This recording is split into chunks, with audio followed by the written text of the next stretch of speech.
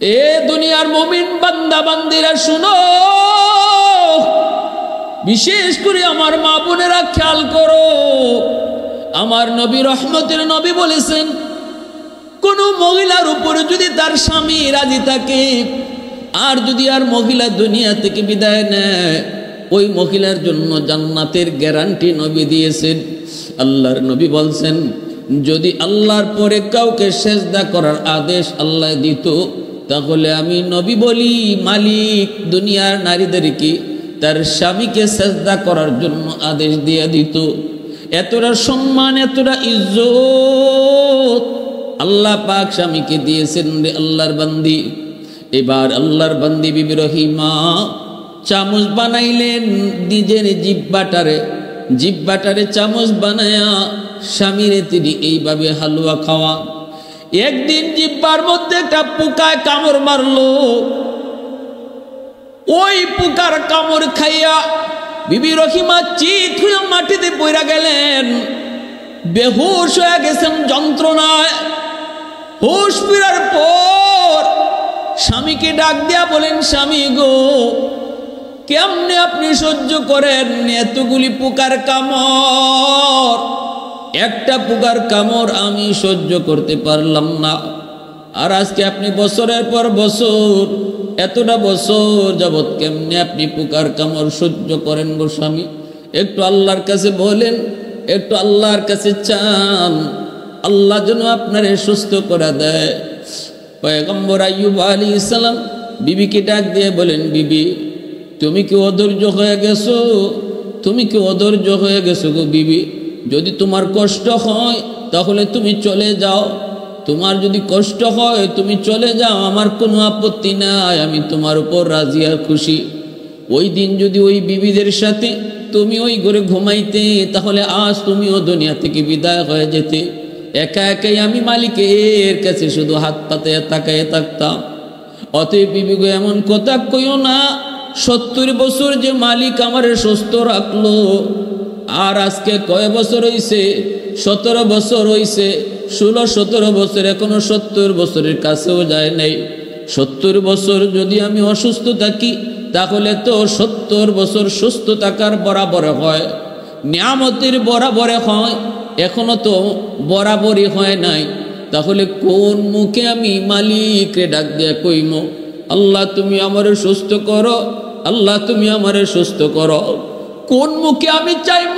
না না, আমি পারবো না। যদি তোমার কষ্ট হয় বিবি গো, তুমি চলে যেতে পারো। সাথে সাথে বিবি রহিমা স্বামীর পা জড়ায় কান্না শুরু করে দিলেন, আর বলতেছেন, স্বামী গো, আমি ভুল করেছি, আমাকে আপনি মাফ করে দেন। আমি আর জীবনে কোনোদিন এমন কথা বলবো না, কোনোদিন এমন কথা আমি বলবো না। এরপরে আল্লাহর বান্দি তিনি বের হয়েছেন এলাকার মধ্যে, বসতির মধ্যে স্বামীর জন্য খানার ব্যবস্থা করবেন। ঘরে ঘরে তালাশ করে কোনো কাম পান না। একজন মহিলা ইহুদি মহিলার ঘরে গিয়া বললেন, মা তোমার ঘরে কাম আছে নি গো? মা তুমি একটু কাম আমারে দিয়া করাইবানি, বিনিময়ে আমি কিছু পয়সা নিব আমার স্বামীর খাবারের জন্য।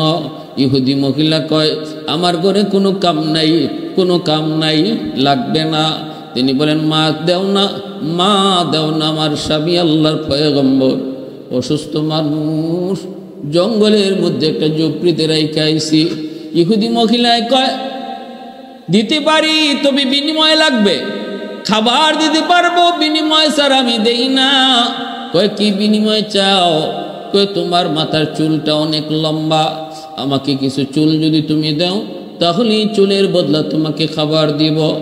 বিবি রহিমায় কয়, মা চুল তুমি দাবি কইরো না, না না, কারণ এই চুলটা হলো আমার স্বামীর লাঠি। আমার স্বামী আল্লাহর পয়গম্বর, অসুস্থ মানুষ, হাজত সারার জন্য তিনি যখন উঠতে চান, তখন আমার লম্বা চুলটা দইরা তিনি লাঠি বানাইয়া উঠেন। আমার চুলটা তুমি চাইও না, আমার চুলটা দাবি কইরো না, এই চুলটা হলো আমার স্বামীর লাঠি। ইহুদি মহিলা কয়, আমি এত কিছু বুঝি না, কিছু চুল যদি দাও তাহলে আমি তোমাকে খাবার দেব। বাধ্য হয়ে বিবি রহিমা স্বামীর কথা মনে করে নিজের চুল দিয়া দিলেন। এইদিকে ইহুদি মহিলা কিছু চুল কাইটা রাখলো আর তিনি খাবার নিয়ে রওনা দিছেন। ইবলিস সাথে সাথে পয়গম্বরের কাছে হাজির হয়ে কয়, মানুষের সুরত ধরে কয়, আইয়ুব, রহিমা যে প্রতিদিন তোমার জন্য খাবার নিয়ে আসে, জানো নি কেমনে আনে? কয় কেমনে? কয় মানুষের বাড়িতে চুরি কইরা তোমার জন্য খানা নিয়ে আসে। আইয়ুব আলাইহিস সালাম এতগুলি নিয়ামত, কোন দিক দিয়া কোনো নিয়ামতের কমতি নাই। দুনিয়ার সকল নিয়ামত, সব রকমের নিয়ামত আল্লাহ তারে দান করলেন, এরপর আল্লাহর বন্দেগী থেকে গাফেল নন। একদিন ইবলিসে আল্লাহকে ডাক দেয়া কয়, মালিক, তোমার আইয়ুব কেন আল্লাহরে ডাকে জানো নি? আল্লাহ তুমি তারে সব দিক দিয়ে প্রাচুর্য দান করেছ, কোনো দিক দিয়ে তার কোনো অভাব নাই। আল্লাহ তারে কোনো বিপদ মুসিবতে ফেলায় দেখো, দেখবা আর তোমারে এইভাবে ডাকে না। সুখে আছে বিদায় তোমারে ডাকে, দুঃখে পড়লে কিন্তু তোমারে ডাকবে না। ও মালিক, পরীক্ষা করে দেখো। আল্লাহ পাক কয়, না, অসম্ভব হতেই পারে না। আইয়ুব আমার পয়গম্বর, আমার নবী, সে যে হালতেই থাকুক না কেন আমি আল্লাহকে কখনো ভুলতে পারে না। ইবলিসে কয়, আমি মানি না।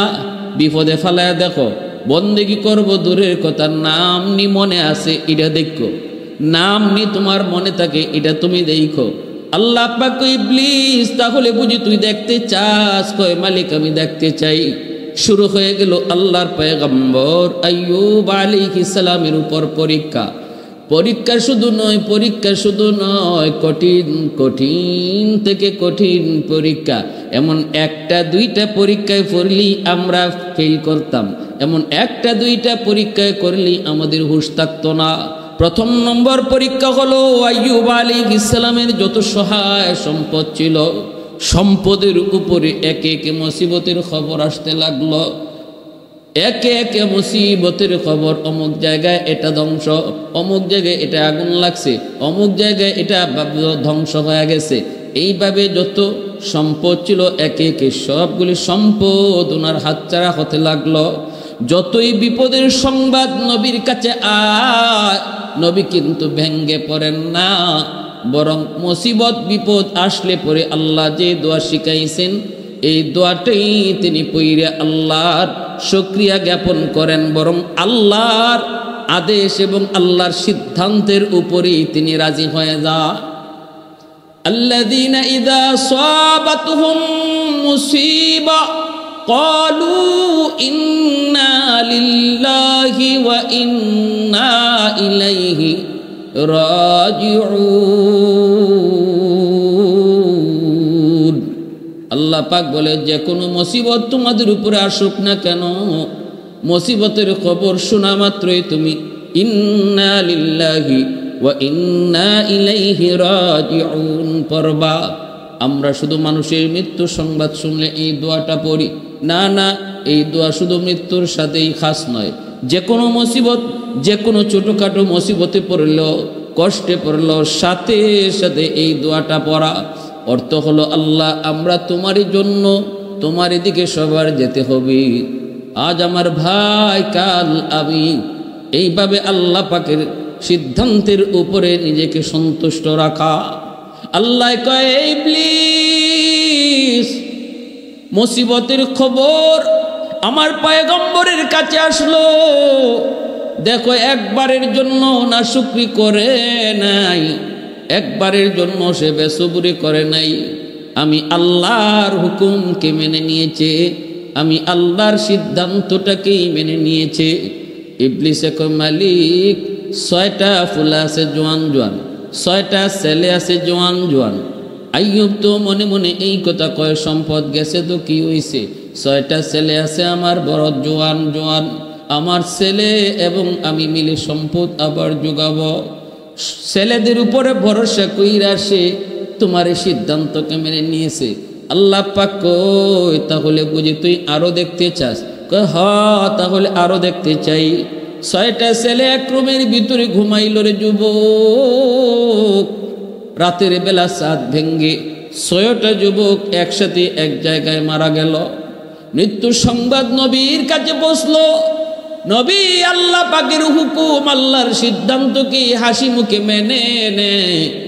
ইন্না লিল্লাহি ওয়া ইন্না ইলাইহি রাজিউন। সন্তান আমার কাছে ছিল আমানত, আল্লাহ তার আমানতকে বুঝায় নিয়ে নিছে। আমি আল্লাহর দেওয়া আমানত আল্লাহকে বুঝায় দিছি। অতএব আমার মনে কোনো ধরনের কষ্ট নাই, আমার মনে কোনো ধরনের কোনো অভিযোগ নাই।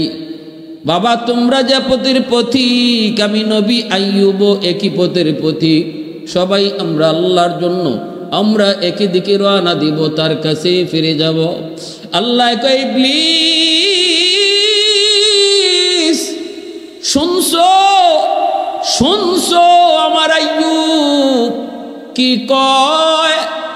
ইবলিস কয় মালিক চারটা তার সুন্দরী সুন্দরী বিবি আছে, এই চারটা বিবির কারণে সে এখনো ভরসা রাখে। সন্তান মারা গেছে তো কি হইল, বিবি তো আছে। বিবি থাকলে সন্তান তো দুনিয়াতে আবারও আসার সম্ভাবনা আছে। এজন্যই আইয়ুব তোমার এই সিদ্ধান্তকে হাসি মুখে মেনে নিয়েছে। আল্লাহ পাক ইবলিস তাহলে বুঝি তুই আরো দেখতে চাও? ইবলিস কয় হ্যাঁ আরো দেখতে চাই। আল্লাহ পাকের হুকুম, মালাকুল মউত আজরাইল চারজন বিবির ভিতরে তিনজন যে রাতে এক জায়গায় ঘুমাইছেন, আর আইয়ুব আলাইহিস সালামের খেদমতে ছিলেন বিবি রহিমা। চার বিবির ভিতরে তিন বিবি যেই করে ঘুমাইছেন, এই জায়গায় তিনজনের একসাথে মৃত্যু হয়েছে গো। কিন্তু আইয়ুব আলাইহিস সালামের খেদমতে যিনি ছিলেন বিবি রহিমা, আল্লাহর হুকুমে আল্লাহ পাক তারে বাঁচায় রাখলেন। তিনজন বিবির ইন্তেকালের খবর পয়গম্বরের কাছে আসার পরেও তিনি আল্লাহ পাকের নাশুকুর বান্দা নন। তখন তিনি আল্লাহ পাকের সিদ্ধান্তকে মেনে নিয়া ইন্না লিল্লাহি ওয়া ইন্না ইলাইহি রাজিউন এই বইলা আল্লাহ পাকের সিদ্ধান্তকে মেনে নিলেন। আল্লাহর হুকুম থেকে বিন্দু পরিমাণ গাফেল হন না। না না, চিরাচরিত নিয়ম মাফিক জিকির আজকারের রুটিনও কোনো পরিবর্তন হয় না। বিন্দু পরিমাণ আল্লাহর জিকিরের মধ্যে রুটিনে পরিবর্তন হয় না। আল্লাহ আবারও ডাক দেয়া কয় ইবলিস শুনছনি? ইবলিস কয় হ্যাঁ মালিক শুনছি, তবে আমার মন বলে আইয়ুব আর একটা জিনিসের উপর এখনো ভরসা করে। কোন জিনিস? কয় সব তো নিয়েছো, কিন্তু এখনো তার শরীরটা সুস্থ, এখনো পরিপূর্ণ সুস্থ রয়েছে। এই সুস্থতার কারণে সে এখনো ভরসা করে। লাগলে সে আরো বিয়ে করবে, এরপরে সন্তান জন্ম দিবে, আবারও তার সহায় সম্পদ ফিরে আনবে। সুস্থতার নিয়ামত তুমি তারে দিয়েছো, এই সুস্থতার বাহাদুরিটা তার ভিতরে এখনো রয়েছে। আল্লাহ কই ইবলিস না না, তুই ভুল বুঝো, আমার পয়গম্বর এমন না। ইবলিসে কয় না, সুস্থতার কারণেই কিন্তু এখনো সে ভরসা করে। আল্লাহ পাক কয় তাহলে বুঝি তুই দেখতে চাও? আল্লাহ পাক কয় তাহলে বুঝি তুই দেখতে চাও? এতগুলা পরীক্ষা আমার পয়গম্বর দিল, প্রতিটা পরীক্ষায় আমার পয়গম্বর পাশ করলো, এরপরও তোর পরীক্ষা নেওয়া বুঝি বাকি? তাহলে দেখ, সুস্থতার নিয়ামতটাও আমি আল্লাহ কেড়ে নিব, তারপরে তুই দেখবি। সুস্থতার নিয়ামত মানুষের জীবনের সবচেয়ে বড় নিয়ামত। সুস্থতার নিয়ামত মূসা আলাইহিস সালামকে আল্লাহ, আমি যদি নবী হইতাম, তুমি যদি খোদা হইতা, কোন জিনিসটা চাইতা? আমি যদি খোদা হইতাম, তুমি যদি বান্দা হইতা, আমার কাছে কি চাইতা? আল্লাহ কয় মূসা এটা তো কখনো হওয়ার না। মূসা নবী কয় মালিক আমিও জানি এটা কখনো হবে না, কিন্তু আমার একটা উদ্দেশ্য আছে। আল্লাহ একটু কও কও, আমি খোদা হইলে তুমি আমার কাছে কি চাইতা? আল্লাহ কয় যদি এমন কখনো হয়, এমন কখনো হইতো, তাহলে আমি সুস্থতার নিয়ামত তোমার কাছে চাইতাম। এজন্য সুস্থতা এত বড় নিয়ামত। মূসা নবীর সাথে সাথে আল্লাহ কয় মালিক আমি পেয়ে গেছি, আমি যে উদ্দেশ্যে তোমার কাছে এই প্রশ্ন করেছিলাম, জবাব পেয়ে আমিও তোমার কাছে কি চাইবো এটা পেয়ে গেছি। আল্লাহ তুমি আমাকে সুস্থতার নিয়ামত তুমি দান করো। কারণ সুস্থতার নিয়ামত যার কাছে থাকবে তার নামাজ ভালো লাগবে, সুস্থতার নিয়ামত থাকলে পরে রোজা রাখা সম্ভব হবে, সুস্থতার নিয়ামত থাকলে আল্লাহর জিকির আজকার করতে ভালো লাগবে। সুস্থতার নিয়ামত কত বড় নিয়ামত বুঝে আসে তখন যখন একজন মানুষ অসুস্থ হয়। সুস্থ থাকতে সুস্থতার নিয়ামত কেউ বুঝে না, সুস্থতার কদর কেউ করে না। আল্লাহর নবী কই দুইটা নিয়ামতের ব্যাপারে মানুষ সবচেয়ে বেশি গাফিল হয়। এই দুইটা নিয়ামতের ব্যাপারে সবচেয়ে বেশি গাফিল হয় যখন এই দুইটা নিয়ামত চলে যায় তখন তারা নিয়ামতের কদর বুঝে। এক হলো আসিহা, 2 নম্বর হলো আল ফারাগা। একটা হলো সুস্থতা আর একটা হলো অবসরতা। যখন মানুষ সুস্থ থাকে তখন সুস্থতার কদর বুঝে না, অসুস্থ হলে কদর বুঝে। আবার যখন মানুষ অবসর থাকে তখন সে অবসর নিয়ামতের কদর বুঝে না। যখন ব্যস্ত হয়ে যায় তখন অবসরতার নিয়ামতের কদর তখন তার বুঝে আসে। আফসোস করে আর কয়, হায় রে, এখন তো নফল বন্দিগি বেশি পারি না, এত কাজে ব্যস্ত হয়ে পড়লাম, এখন তো এত জিকির আজকার পারি না, এত কাজে ব্যস্ত হয়ে পড়লাম, এখন তো এত কোরআন তেলাওয়াত পারি না, এত কাজে ব্যস্ত হয়ে পড়লাম। হায় আফসোস, কিছুদিন আগেও তো আমি এত ব্যস্ত ছিলাম না, তখন তো দৈনিক 1 পারা কোরআন পড়তে পারতাম। তখন ওই আফসোসগুলা করে কিন্তু থাকতে কদর বুঝে না। এজন্যই আইয়ুব আলাইহিস সালামের সুস্থতার উপরে পরীক্ষা শুরু হয়ে গেল। আল্লাহর হুকুমে শরীরের মধ্যে পোকা ধরলো, পোকা সারা শরীর পচতে লাগলো, ছোট ছোট টুসা পড়ে গেল, টুসার ভিতরে পোকা জন্ম নিল। এই দুর্গন্ধ শরীর থেকে বের হতে লাগলো। ঘরের মধ্যে দুর্গন্ধ, কেউ থাকতে পারে না। মানুষেরা কয়, ও আইয়ুব, কেমনে তোমার নিয়ে থাকবো? আইয়ুব আলাইহিস সালামকে রেখে মানুষ আপনজন প্রিয়জন কেউ কাছে থাকলো না, সব দূরে চলে গেল। মানুষেরা কয়, রাহিমা, বাঁচতে যদি চাও তাহলে তুমিও আইয়ুব রে সাইরা চলে যাও। কিন্তু আল্লাহর বান্দি, ও আমার মা বোনেরা শুনো,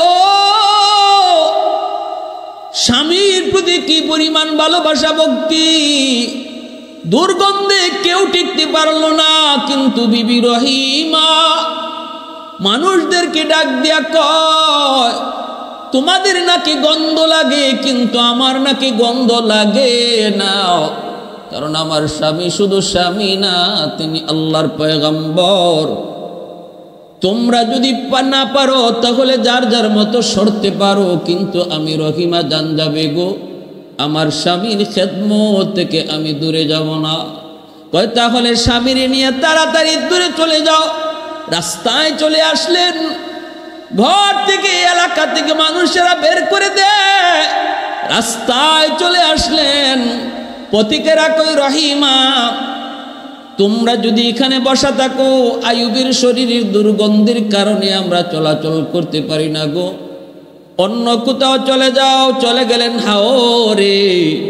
জমি জমার কাম কাজ করে কৃষকেরা, এরা বাধা দেয়, এখানে যদি থাকো জমি জমায় কাম করা আমাদের পক্ষে সম্ভব হবে না। আল্লাহর বান্দি রহিমা, ইনি গরিব ঘরের কোনো মেয়ে নন রে যুবক, গরিব ঘরের কোনো মেয়ে নন। তিনিও একজন রাজকন্যা, তিনিও একজন জমিদারের মেয়ে, গোষ্ঠী এবং গোত্র নবী পয়গম্বরের গোত্র ইউসুফ আলাইহিস সালামের বংশের মেয়ে। তাফসীরের কিতাবের ভিতরে লিখেন, বিবি রহিমা হলেন ইউসুফ আলাইহিস সালামের গোষ্ঠী এবং বংশের মেয়ে। অতএব বংশ হলো নবীর বংশ।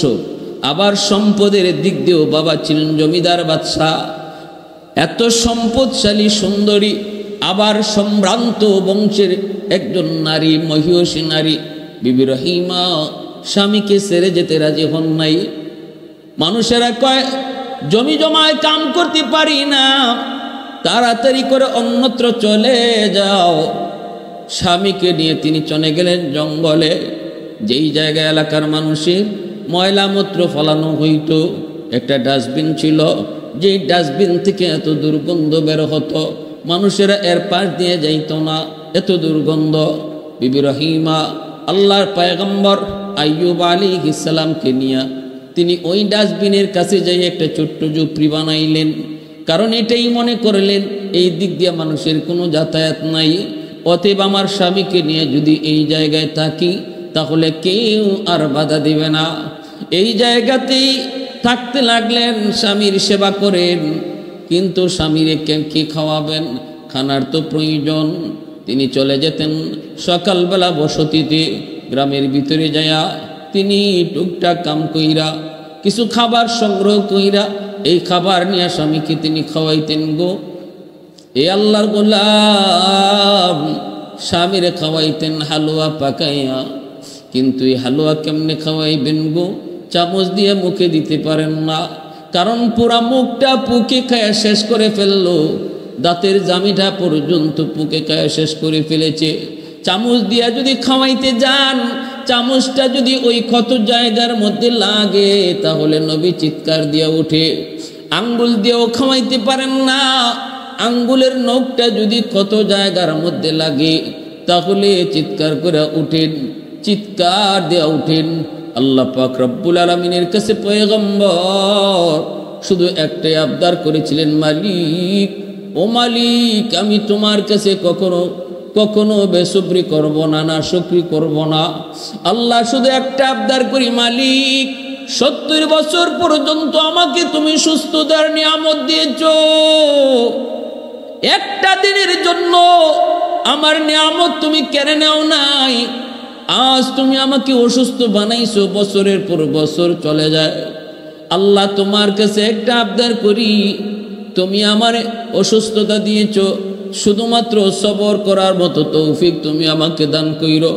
আরেকটা আবদার করি, মালিক পোকায় যদি আমার দাঁত খায়, পোকায় যদি আমার চেহারা খায়, পোকায় যদি আমার হাতও খায়, পোকায় যদি আমার পাও খায়, পোকায় যদি আমার পুরা বডিটাও খায়, চোখও খায়, কানও খায়, খাক, আমার আপত্তি নাই, কিন্তু মালিক আমার জিহ্বাটা তুমি পোকা দিয়ে খাওয়াও না, কারণ এই জিহ্বা দিয়ে আমি আল্লাহ আল্লাহ জিকির করি। আল্লাহ আমার জিহ্বাটা যদি পোকায় খায় আমি কেমনে তোমারে আল্লাহ কয়া ডাকমু, কেমনে তোমারে আল্লাহ আল্লাহ জিকির করমু। আল্লাহ তুমি আমার জিহ্বাটা পোকা দিয়া খাওয়াও না।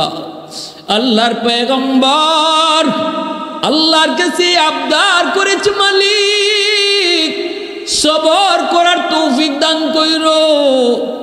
এ আল্লাহর গোলাম বিবি রহিমা কেমনে তিনি খাওয়াবেন, কিভাবে খাওয়াবেন? চামচ দেওয়া পারেন না, হাত দেওয়া পারেন না।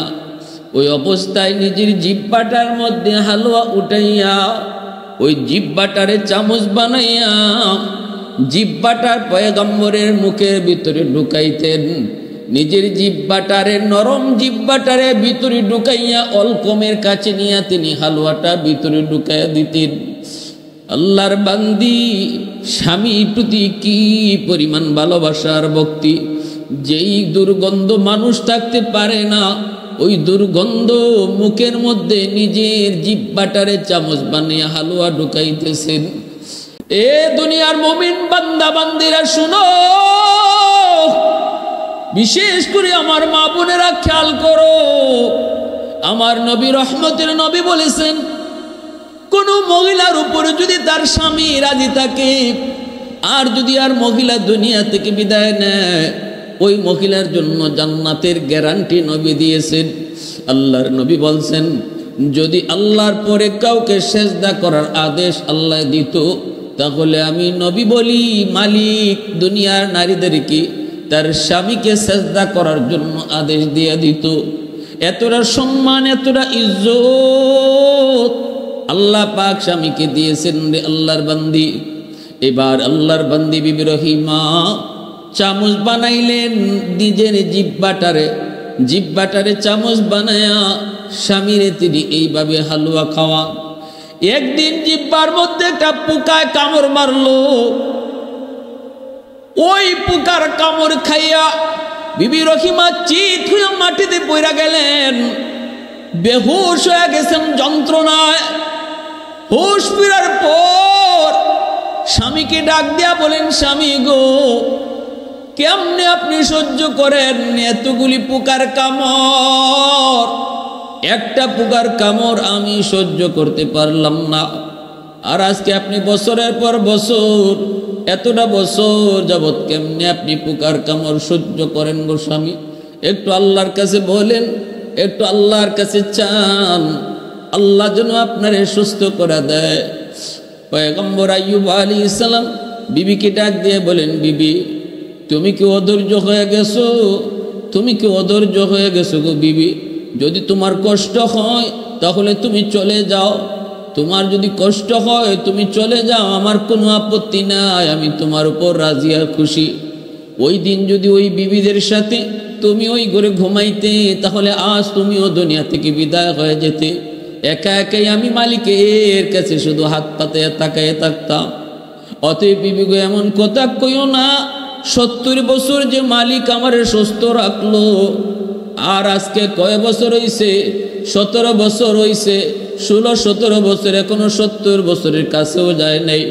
70 বছর যদি আমি অসুস্থ থাকি তাহলে তো 70 বছর সুস্থ থাকার বরাবর হয়, নিয়ামতের বরাবর হয়, এখনো তো বরাবরই হয় নাই। তাহলে কোন মুখে আমি মালিকরে ডাক দিয়ে কইমো, আল্লাহ তুমি আমারে সুস্থ করো, আল্লাহ তুমি আমারে সুস্থ করো? কোন মুখে আমি চাইবো? না না, আমি পারবো না। যদি তোমার কষ্ট হয় বিবি গো তুমি চলে যেতে পারো। সাথে সাথে বিবি রহিমা স্বামীর পা জড়ায় কান্না শুরু করে দিলেন, আর বলতেছেন, স্বামী গো আমি ভুল করেছি, আমাকে আপনি মাফ করে দেন, আমি আর জীবনে কোনোদিন এমন কথা বলবো না, কোনোদিন এমন কথা আমি বলবো না। এরপরে আল্লাহর বান্দি তিনি বের হয়েছেন এলাকার মধ্যে, বসতির মধ্যে স্বামীর জন্য খানার ব্যবস্থা করবেন। ঘরে ঘরে তালাশ করে কোনো কাম পান না। একজন মহিলা ইহুদি মহিলার ঘরে গিয়া বললেন, মা তোমার ঘরে কাম আছে নি গো? মা তুমি একটু কাম আমারে দিয়া করাইবানি, বিনিময়ে আমি কিছু পয়সা নিব আমার স্বামীর খাবারের জন্য। ইহুদি মহিলা কয়, আমার ঘরে কোনো কাম নাই, কোনো কাম নাই, লাগবে না। তিনি বলেন, মা দেও না, মা দেও না, আমার স্বামী আল্লাহর পয়গম্বর, অসুস্থ মানুষ, জঙ্গলের মধ্যে একটা ঝুপড়িতে রাইখা আইছি। ইহুদি মহিলায় কয়, দিতে পারি, তবে বিনিময় লাগবে, খাবার দিতে পারবো, বিনিময় স্যার আমি দেই না। কয় কি বিনিময় চাও? কয় তোমার মাথার চুলটা অনেক লম্বা, আমাকে কিছু চুল যদি তুমি দাও তাহলে চুলের বদলা তোমাকে খাবার দিব। বিবি রহিমায় কয়, মা চুল তুমি দাবি কইরো না, না না, কারণ এই চুলটা হলো আমার স্বামীর লাঠি।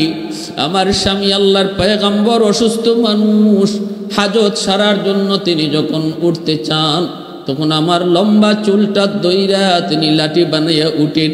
আমার চুলটা তুমি চাইও না, আমার চুলটা দাবি কইরো না, এই চুলটা হলো আমার স্বামীর লাঠি।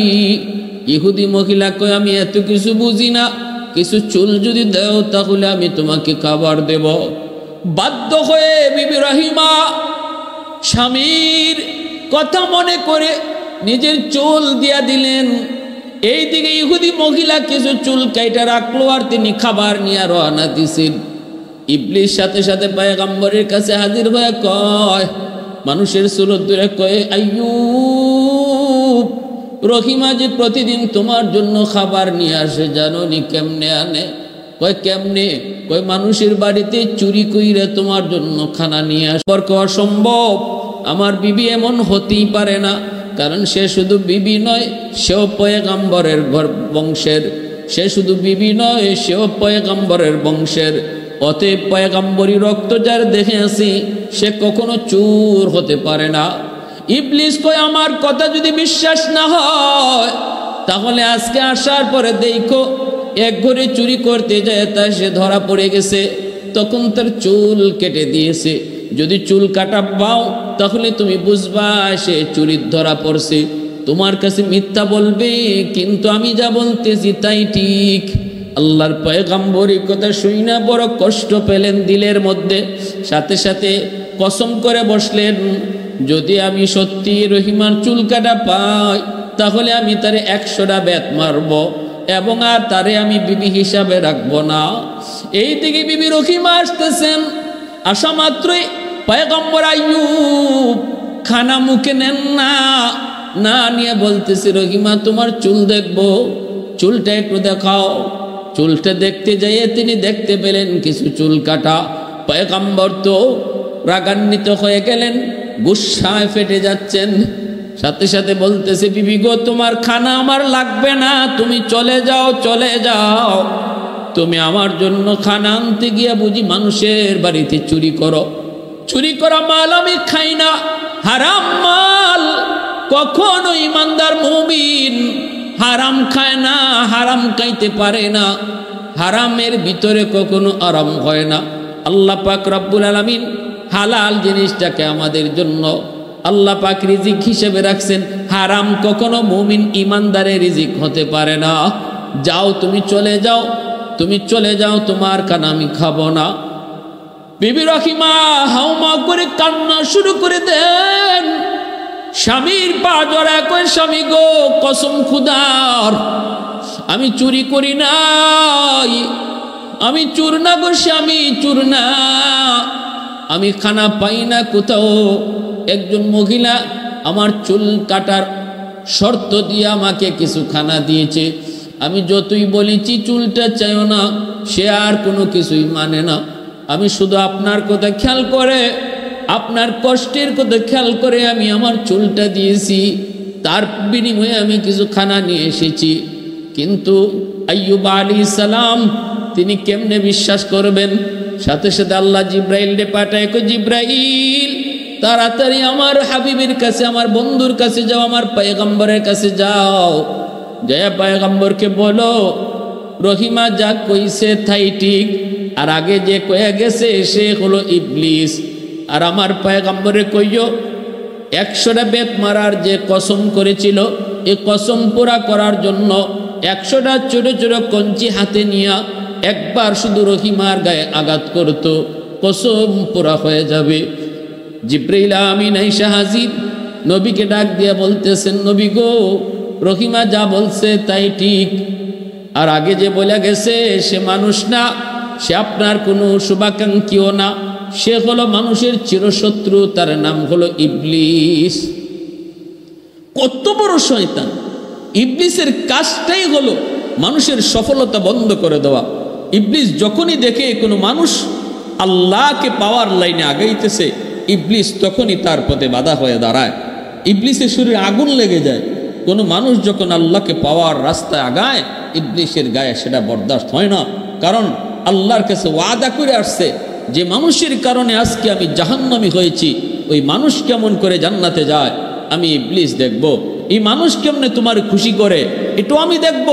আমি তার ডানে বামে সামনে পিছনে সর্বদিক দিয়া ষড়যন্ত্রের জাল বিছিয়ে রাখবো। যাবে কোন পথে?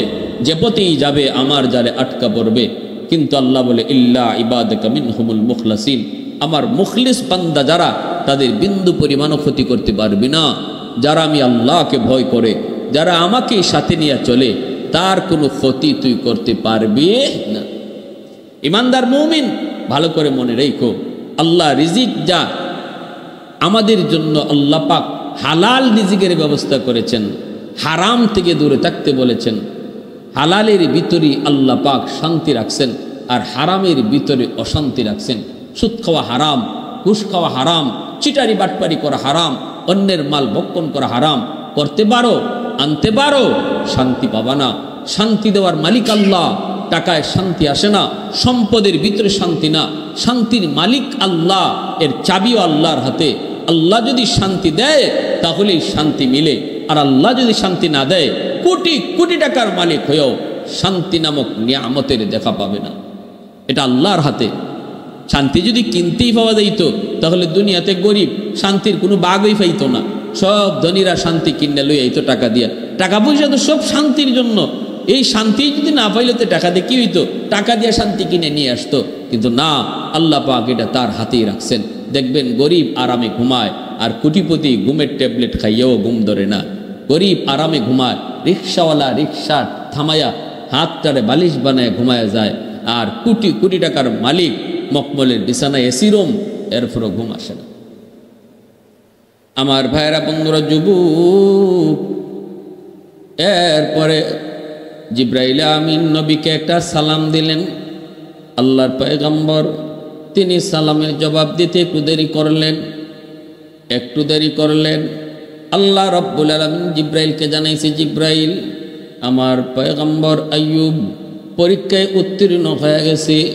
70 বছর পর্যন্ত যদি আমি তারে অসুস্থ রাখি, সে সাফ জানায় দিছে, এর ভিতরেও সে একবারও সে না সবুর হবে না, বেসবুর হবে না। এরপরে সে আমার কাছে হয়তো সুস্থতার নিয়ামত আবদার করবে সমানে সমানে গেলে। অতএব আমার আইয়ুবের পরীক্ষায় পাস। ইবলিস, এবার তুই কি করব? ইবলিসে কয়, মালিক আমারও বুঝ হয়ে গেছে। ফেরেশতারা কয়, মালিক আর পরীক্ষা লাগবে না। আইয়ুব নবী তার পরীক্ষায় 100 সফল। আল্লাহ কয়, জিব্রাইল, এবার তুমি যাও। রহিমা গেছে কিসে? এলাকার ভিতরে ঢুকছে খানা আনতে। তুমি যায়া আমার পয়গম্বর আইয়ুবকে আমার সালাম জানাও। জিব্রাইলে আমিন এসা সালাম জানালেন। নবী সালাম দিতে একটু দেরি করলেন। এরপরে জিব্রাইল সালাম একটু দেরিতে জবাব দেওয়ার কারণে জিব্রাইল জিজ্ঞেস করে, নবী গো, নবী হয়ে যদি সালামের জবাব দিতে দেরি করেন, উম্মত কি করবে? সালাম দেওয়া সুন্নত, জবাব দেওয়া ওয়াজিব। ভালো করে একটা মাসালা বুঝবেন, সালাম দেওয়া সুন্নত, জবাব দেওয়া ওয়াজিব। একজনে সালাম আপনারে দিল, আপনি যদি সালামের জবাব না দেন তাহলে ওয়াজিব তরকের গুনাহ হবে।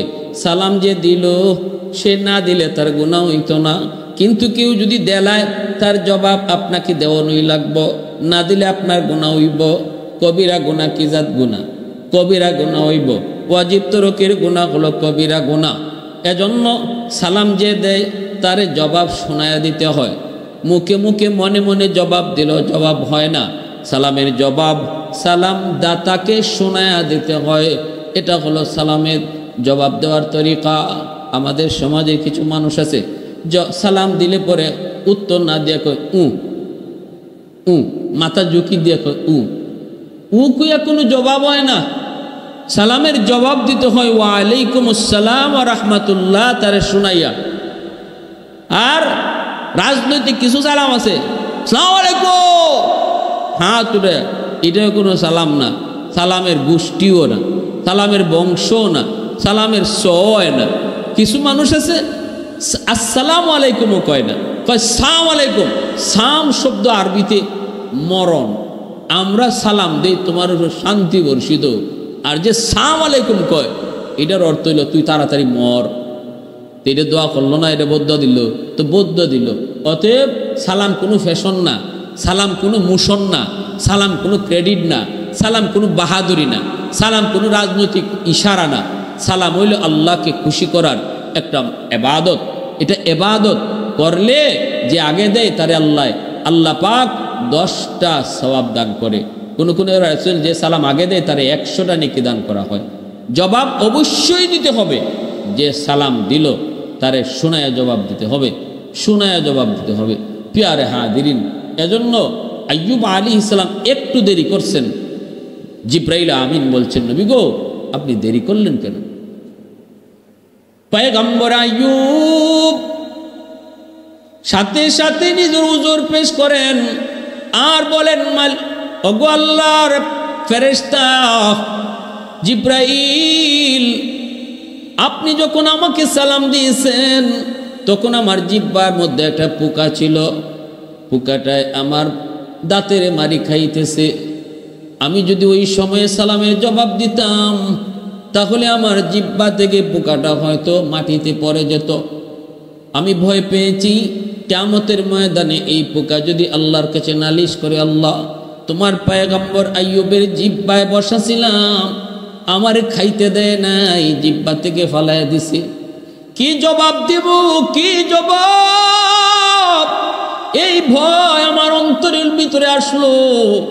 আমি ভাবলাম আমার পোকাটা আল্লাহর মেহমান হয়ে আইছে, তার মতো সে চলে যাক, এরপরে আমি সালামের জবাব দিব। পোকাটা যখন আমার জিহ্বা থেকে সরছে তখন আমি আপনার সালামের জবাব দিছি। আল্লাহ পাক জিব্রাইল ডেকে, জিব্রাইল আমার পয়গম্বর আইয়ুবরে কেমন পাইছো? জিব্রাইল কো মালিক ভাষা নাই, ভাষা নাই। আল্লাহ সুপারিশ করি আর পরীক্ষা নিও না। আল্লাহ কয় আইয়ুবরে কও নিজের পায়ের গোড়ালি দিয়া মাটিতে আঘাত করত, পানি বের হবে, এই পানি দিয়ে গোসল করতে কও, সব পোকাগুলা শরীর থেকে ঝরে পড়বে। জিব্রাইল কয় নবী গো পায়ের গোড়ালি দিয়ে আঘাত করেন। আইয়ুব নবী কয় ভাই জিব্রাইল পাই তো নাই, গোড়ালি পাই ভাই কই?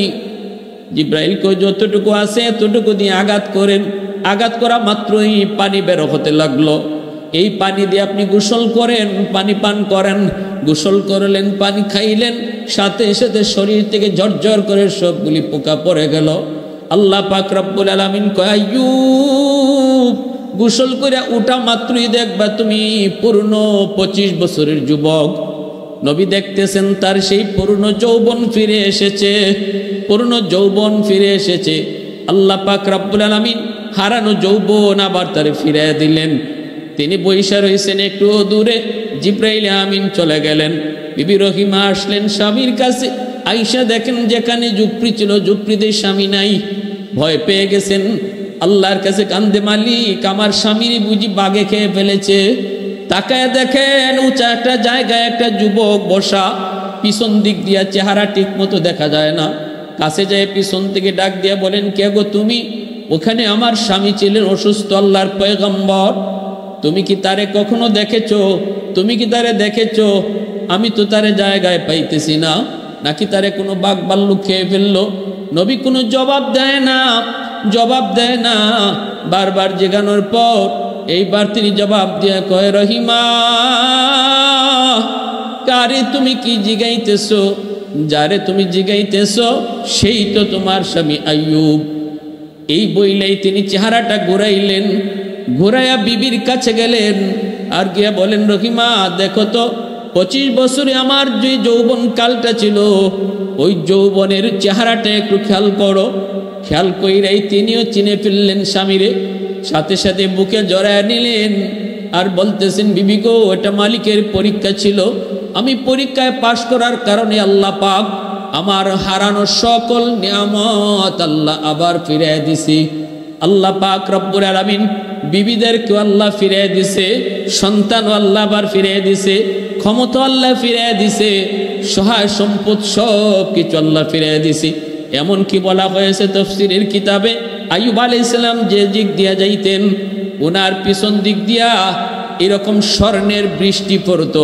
অতীতে যে নিয়ামত ছিল, হারানো নিয়ামত আল্লাহ যা ফিরিয়ে দিছে, ডাবলের ডাবল আল্লাহ নিয়ামত আবার ফিরিয়ে দিছে। এজন্য ভাইয়েরা বন্ধুরা একটু দিলটারে নরম করে ঘটনা থেকে শিক্ষা নিব। বিশেষ করে আমার মা বোনেরা খেয়াল করে শুনেন, স্বামীর এতাত, স্বামী ভক্তি আল্লাহর কাছে কত পছন্দ, আল্লাহর কাছে কত পছন্দ। একজন স্ত্রী স্বামীর প্রতি ভক্তি আর স্বামীর সেবা কইরা, স্বামীর আনুগত্য কইরা আল্লাহর কতটা প্রিয় হইতে পারে এর উজ্জ্বল দৃষ্টান্ত আর নজির হলো বিবি রহিমার সেই সেবা। এজন্য আমার মা বোনদেরকে বলবো সর্বদা স্বামীর প্রতি ভক্তি রাখি, স্বামীর আনুগত্য করি। আর স্বামীদেরকে বলবো স্ত্রীকে আমরা মহব্বত করি, ভালোবাসি। ভালোবাসা বিয়ার আগে নয়, ভালোবাসা হবে বিয়ের পরে। স্বামী স্ত্রীর মধ্যে আল্লাহ পাক আমাদের সবাইকে বুঝার এবং আমল করার তৌফিক দান করুন।